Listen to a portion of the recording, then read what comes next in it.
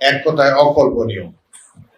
বাইরের পৃথিবীতে বাংলাদেশ একটা লুটেরা জাতি হিসেবে খ্যাতি অর্জন করেছে।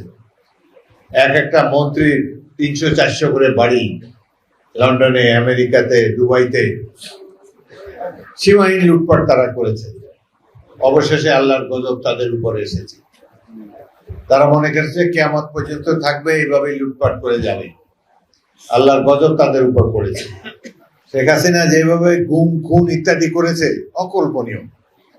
সুতরাং ভবিষ্যতে কোন সরকার আর এই ধরনের কাজ করতে সাহস করবে বলে মনে হয় না।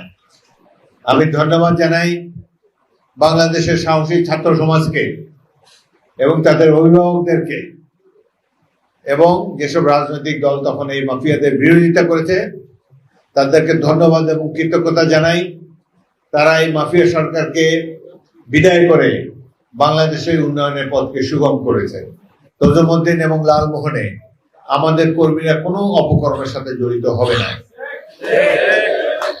কেউ যদি কোন ধরনের চাঁদাবাজি করে, মানুষের উপর জুলুম করে, অন্যায় অত্যাচার করে, এটার কোনো সালিশি করবো না। আমি পুলিশকে নির্দেশ দেবো, ধরে সরাসরি জেলে পাঠিয়ে দিবে।